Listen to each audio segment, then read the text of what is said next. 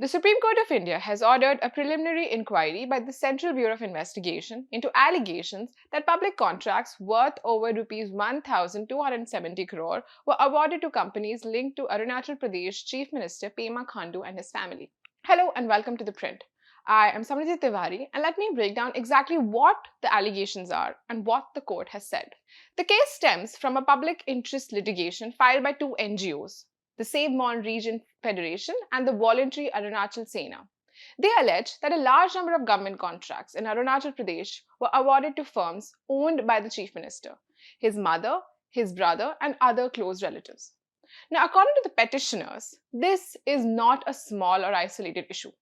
They claim that 121 contracts awarded through tenders to these firms are worth Rs 1,245 crore. In addition, 322 contracts awarded through work orders amount to another 25 crore. Together, that brings the total to over 1,270 crore. The NGOs argue that even if this represents a small percentage of total state contracts, the sheer value makes it significant and potentially indicative of systemic wrongdoing. They've also raised concerns about the nature of the bidding process itself.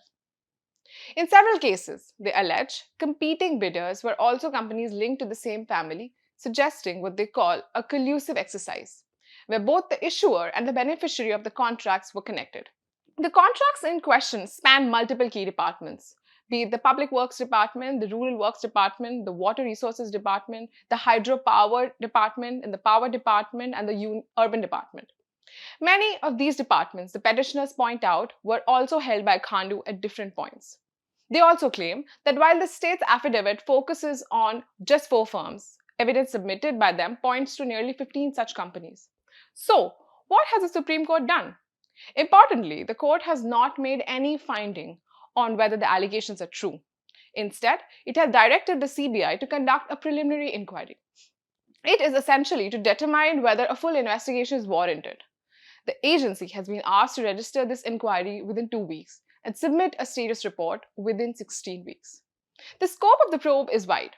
It will cover all government contracts awarded in the state between January 2015 and December 2025, examining procurement processes, tendering methods, and decision-making records.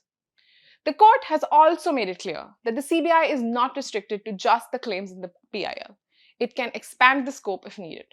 Now, at the same time, the Arunachal Pradesh government has been directed to fully cooperate. All departments must hand over records, including electronic data, within 4 weeks. A nodal officer will be appointed to assist the CBI, and strict instructions have been issued to ensure that no documents are destroyed, altered, or made inaccessible. Now, how has the state government responded?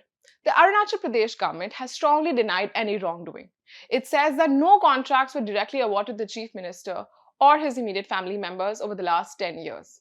Instead, it argues that the contracts were given to firms or individuals related to them, and even then, about 95% of the awarded contracts were through an open tender process. Now, according to the state, this means that there was no pick and choose or undue favor. It also claims that the allegations largely pertain to the Tawang district and that many of the contracts cited are part of the just 3 main projects, including a road construction project, an ecotourism lodge, and a wooden structure development. But the petitioners contest this, arguing that the issue is far wider, both in terms of geography and the number of firms involved. So, where does this leave the case? At this stage, it's an early investigation, not a verdict. But the Supreme Court's decision to order a CBI inquiry signals that the allegations are serious enough to warrant independent scrutiny. The coming months and the CBI's findings will determine whether this remains a case of allegations or turns into one of proven wrongdoing. Thank you for watching. Keep following The Print for more updates.